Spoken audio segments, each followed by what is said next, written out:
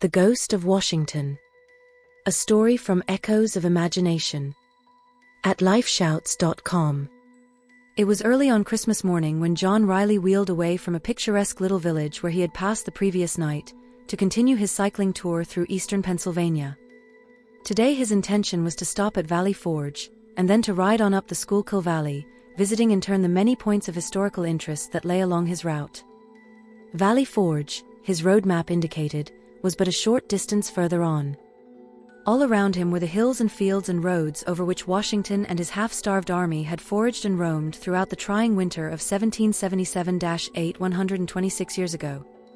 It was a beautiful Christmas day truly, and as he wheeled along, young Reilly's thoughts were almost equally divided between the surrounding pleasant scenery and the folks at home, who, he knew very well, were assembling at just about the present time around a heavily laden Christmas tree in the front parlor. The sun rose higher and higher, and Reilly pedaled on down the valley, passing every now and then quaint, pleasant-looking farmhouses, many of which, no doubt, had been built anterior to the period which had given the vicinity its history. Arriving, finally, at a place where the road forked off in two directions, Reilly was puzzled which way to go on. There happened to be a dwelling close by. Accordingly he dismounted, left his wheel leaning against a gatepost at the side of the road, and walked up a wretchedly flagged walk leading to the house, with the idea of getting instructions from its inmates. Situated in the center of an unkempt field of rank grass and weeds, the building lay back from a highway probably 150 feet. It was long and low in shape, containing but one story and having what is termed a gabled roof, under which there must have been an attic of no mean size. On coming close to the house, a fact Reilly had not noticed from the road became plainly evident. It was deserted. He saw that the roof and side shingles were in wretched condition, that the window sashes and frames as well as the doors and door frames were missing from the openings in the side walls where once they had been, and that the entire side of the house, including that part of the stone foundation which showed above the ground, was full of cracks and seams. At first, on the point of turning back, he concluded to see what the interior was like anyway. Accordingly, he went inside. Glancing around the large dust-filled room he had entered, his gaze at first failed to locate any object of the least interest. A rickety-appearing set of steps went up into the attic from one side of the apartment, and over in one corner was a large open fireplace, from the walls of which much of the brickwork had become loosened and fallen out.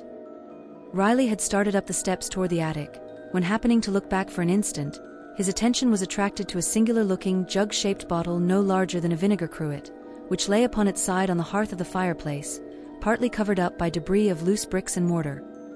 He hastened back down the steps and crossed the room, taking the bottle up in his hand and examining it with curiosity. Being partly filled with a liquid of some kind or other, the bottle was very soon uncorked and held under the young man's nose. The liquid gave forth a peculiar, pungent, and inviting odor. Without further hesitation, Reilly's lips sought the neck of the bottle.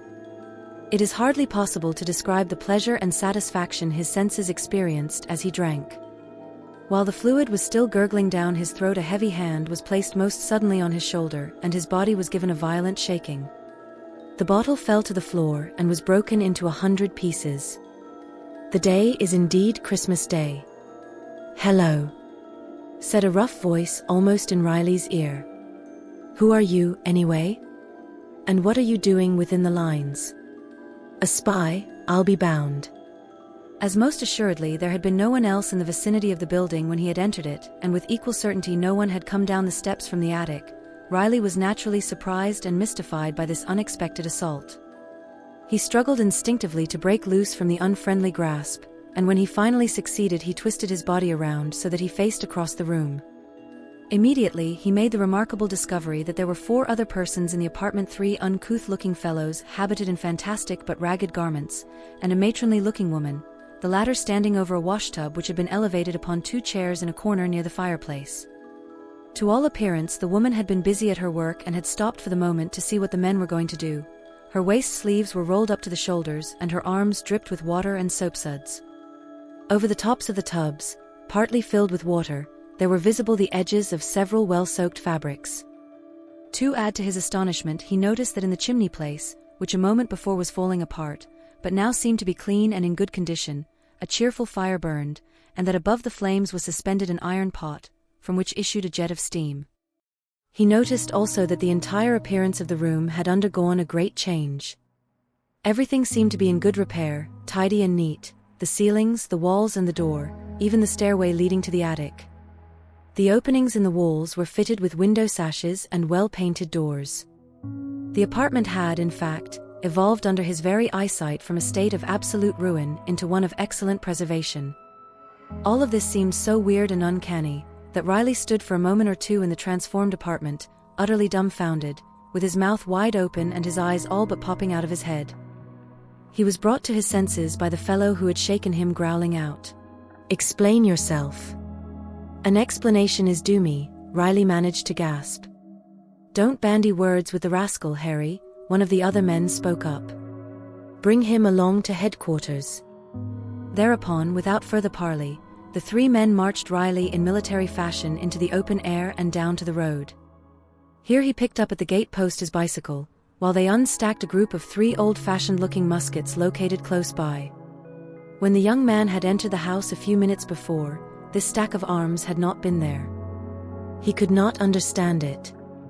Neither could he understand, on looking back at the building as he was marched off down the road, the mysterious agency that had transformed its dilapidated exterior, just as had been the interior, into a practically new condition. While they trudged along, the strangers exhibited a singular interest in the wheel Reilly pushed at his side, running their coarse hands over the frame and handlebar, and acting on the whole as though they never before had seen a bicycle. This in itself was another surprise. He had hardly supposed there were 3 men in the country so totally unacquainted with what is a most familiar piece of mechanism everywhere. At the same time that they were paying so much attention to the wheel, Reilly in turn was studying with great curiosity his singular-looking captors. Rough, unprepossessing appearing fellows they were, large of frame and unshaven, and it must be added, dirty of face.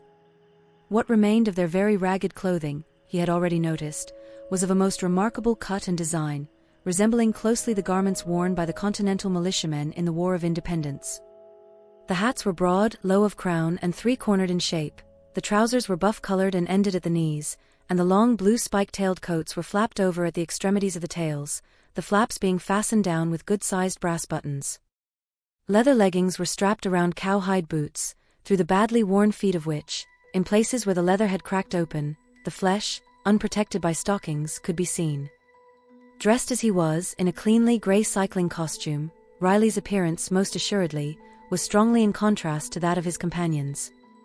After a brisk walk of 20 minutes, during which they occasionally met and passed by 1 or 2 or perhaps a group of men clothed and outfitted like Reilly's escorts, the little party followed the road up a slight incline and around a well-wooded bend to the left, coming quite suddenly, and to the captive, very unexpectedly, to what was without doubt a military encampment, a village in fact, composed of many rows of small log huts.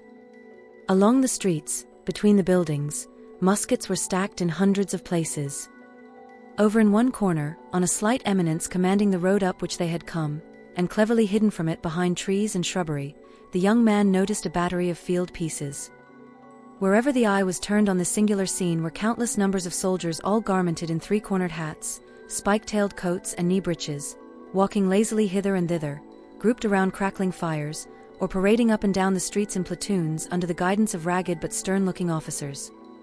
Harry stopped the little procession of 4 in front of one of the larger of the log houses. Then, while they stood there, the long blast from a bugle was heard, followed by the roll of drums. A minute or 2 afterward, several companies of militia marched up and grounded their arms, forming 3 sides of a hollow square around them, the 4th and open side being toward the log house.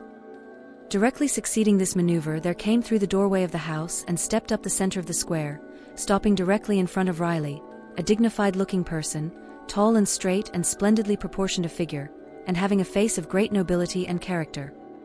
The cold chills chased one another down Reilly's back. His limbs swayed and tottered beneath his weight.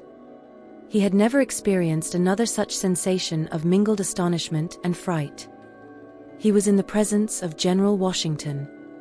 Not a phantom Washington, either, but Washington in the flesh and blood, as material and earthly a being as ever crossed a person's line of vision. Reilly, in his time, had seen so many portraits, marble busts and statues of the great commander that he could not be mistaken.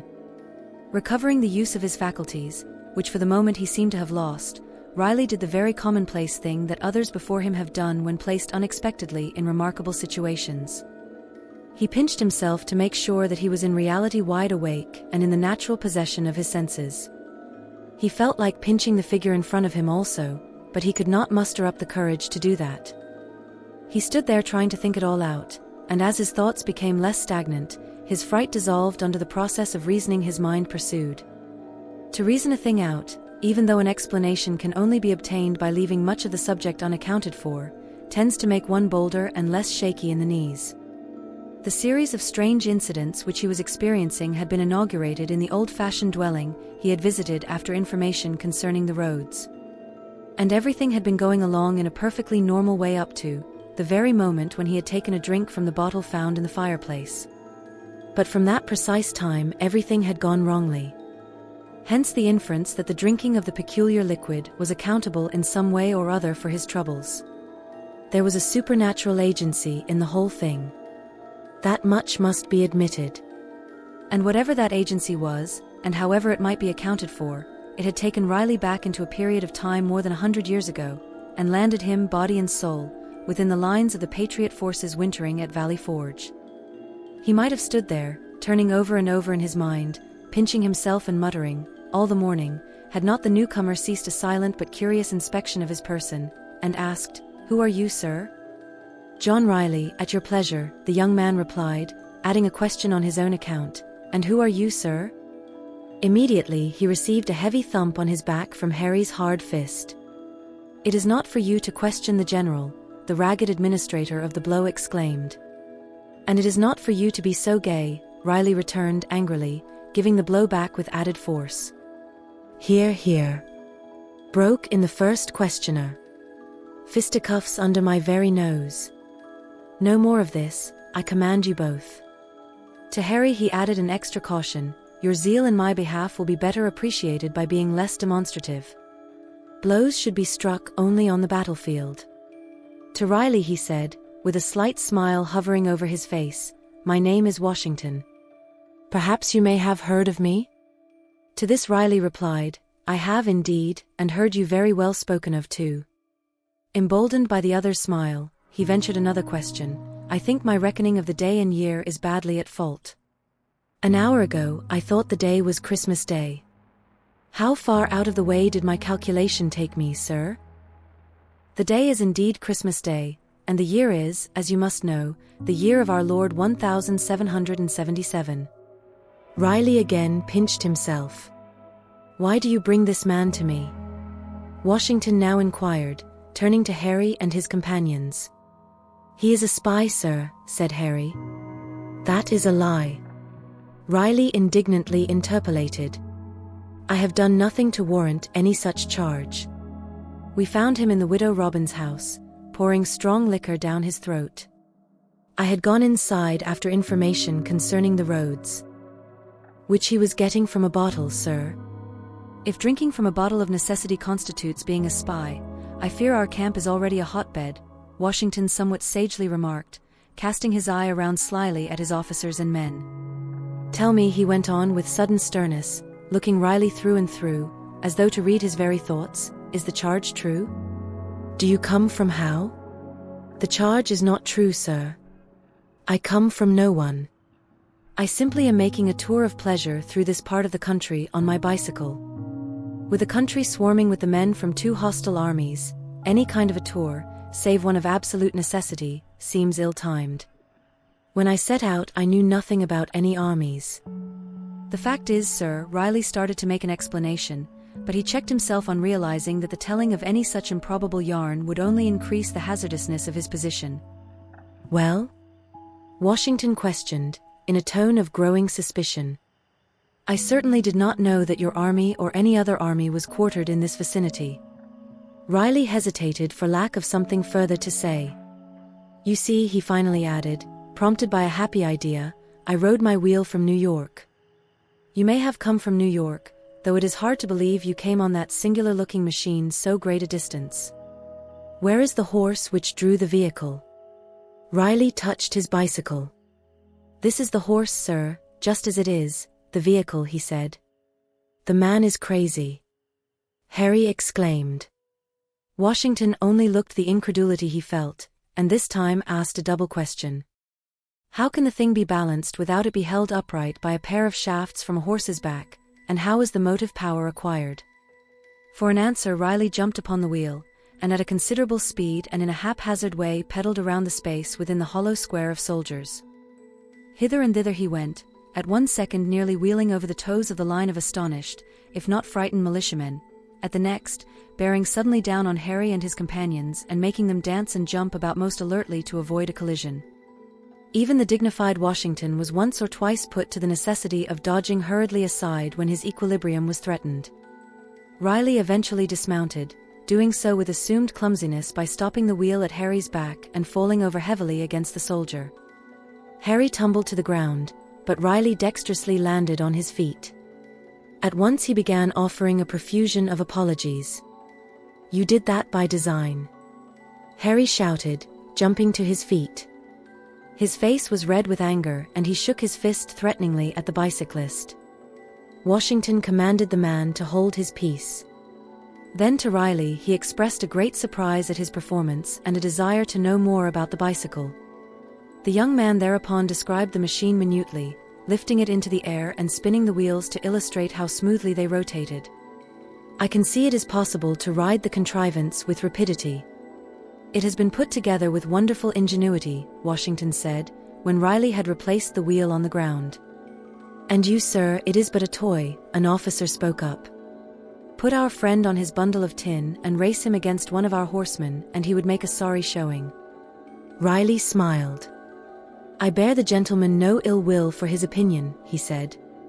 "Still, I should like to show him by a practical test of the subject that his ignorance of it is most profound." "You would test the speed of the machine against that of a horse?" Washington said, in amazement.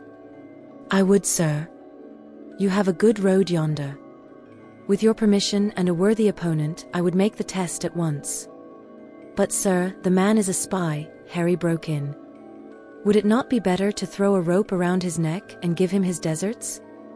"The charge is by no means proven," Washington replied. "Nor can it be until a court-martial convenes this afternoon.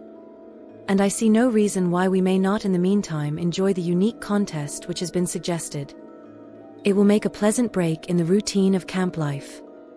A murmur of approval went up from the masses of men by whom they were surrounded. While they had been talking, it seemed as though everybody in the camp not already on the scene had gathered together behind the square of infantry. "Then, sir," Harry said with some eagerness, "I would like to be the man to ride the horse. There is no better animal than mine anywhere. And I understand his tricks and humors quite well enough to put him to his best pace." "I confess I have heard you well spoken of as a horseman," Washington said. "Be away with you. Saddle and bridle your horse at once." It was the chain of singular circumstances narrated above which brought John Reilly into the most remarkable contest of his life. He had entered many bicycle races at one time or other, always with credit to himself and to the club whose colors he wore. And he had every expectation of making a good showing today. Yet a reflection of the weird conditions which had brought about the present contest took away some of his self-possession when a few minutes later he was marched over to the turnpike and left to his own thoughts, while the officers were pacing out a 1-mile straightaway course down the road. After the measurements had been taken, 2 unbroken lines of soldiers were formed along the entire mile, a most evident precaution against Reilly leaving the racecourse at any point to escape across the fields. Washington came up to him again, when the preparations were completed, to shake his hand and whisper a word or two of encouragement in his ear. Having performed these kindly acts, he left to take up a position near the point of finish. The beginning of the course was located close to the battery of half-concealed field pieces. Reilly was now conducted to this place. Shortly afterward, Harry appeared on his horse. He leered at the bicyclist contemptuously and said something of a sarcastic nature partly under his breath when the two lined up, side by side, for the start. To these slights Reilly paid no heed. He had a strong belief that when the race was over there would be left in the mutton-like head of his opponent very little of his present inclination toward the humorous. The soldier's mount was a handsome black mare, 14½ hands high, strong of limbs and at the flanks, and animated by a spirit that kept her prancing around with continuous action. It must be admitted that the man rode very well.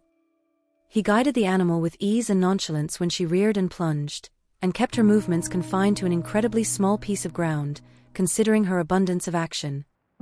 Keep to your own side of the road throughout the race. I don't want to be collided with by your big beast, Reilly cautioned, while they were awaiting 2 signals from the starter. To this Harry replied in some derision, I'll give you a good share of the road at the start, and all of it and my dust too afterward.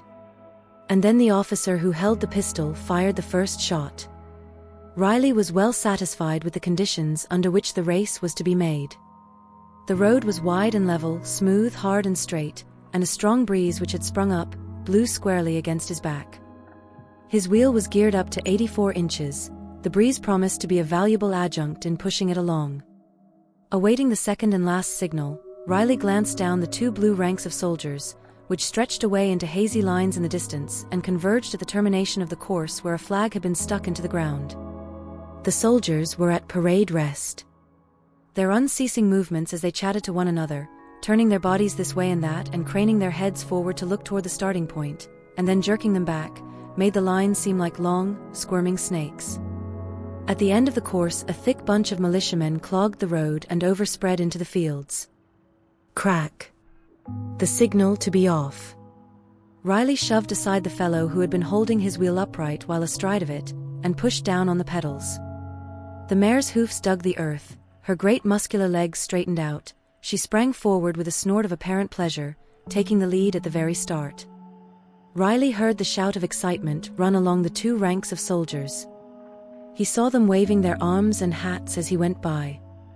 And on ahead through the cloud of dust there was visible the shadow-like outlines of the snorting, galloping horse, whose hoof-beats sounded clear and sharp above the din which came from the sides of the highway.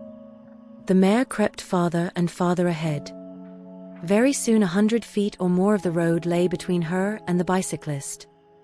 Harry turned in his saddle and called out another sarcasm. I shall pass you very soon. Keep to your own side of the road. Reilly shouted, not a bit daunted by the way the race had commenced. His head was well down over the handlebars, his back had the shape of the upper portion of an immense egg. Up and down his legs moved, faster and faster and faster yet. He went by the soldiers so rapidly that they only appeared to be 2 streaks of blurry color. Their sharp rasping shouts sounded like the cracking of musketry. The cloud of dust blew against the bicyclist's head and into his mouth and throat. When he glanced ahead again, he saw with satisfaction that the mare was no longer increasing her lead. It soon became evident even that he was slowly cutting down the advantages she had secured. Harry again turned his head shortly afterward, doubtless expecting to find his opponent hopelessly distanced by this time. Instead of this, Reilly was alarmingly close upon him. The man ejaculated a sudden oath and lashed his animal furiously. Straining every nerve and sinew, the mare for the moment pushed further ahead. Then her pace slackened a bit and Reilly again crept up to her. Closer and closer to her than before, until his head was abreast of her outstretched tail. Harry was lashing the mare and swearing at her unceasingly now. But she had spurted once and appeared to be incapable of again increasing her speed. In this way they went on for some little distance, Harry using his whip brutally, the mare desperately struggling to attain a greater pace, Reilly hanging on with tenacity to her hind flanks and giving up not an inch of ground. A mile is indeed a very short distance when traversed at such a pace. The finishing flag was already but a few 100 feet further on. Reilly realized that it was time now to go to the front. He gritted his teeth together with determination and bent his head down even further toward his front wheel. Then his feet began to move so quickly that there was only visible an indistinct blur at the sides of his crankshaft. At this very second, with a face marked with rage and hatred, Harry brought his horse suddenly across the road to that part of it which he had been warned to avoid. It is hard to tell what kept Reilly from being run into and trampled underfoot. An attempt at backpedaling, a sudden twist of the handlebar, a lurch to one side that almost threw him from his seat. Then, in the fraction of a second, he was over on the other side of the road, pushing ahead of the mare almost as though she were standing still. The outburst of alarm from the throats of the soldiers changed when they saw that Reilly had not been injured, first into a shout of indignation at the dastardly attempt which had been made to run him down, and then into a roar of delight when the bicyclist breasted the flag, a winner of the race by 20 feet. As he crossed the line, Reilly caught a glimpse of Washington. He stood close to the flag and was waving his hat in the air with the enthusiasm of a schoolboy. Reilly went on down the road, slackening his speed as effectively as he could. But before it was possible to entirely stop his wheels' momentum, the noisy acclamations in his rear ceased with startling suddenness. He turned in his saddle and looked back. As sure as St. Peter, he had the road entirely to himself. There wasn't a soldier or the ghost of a soldier in sight.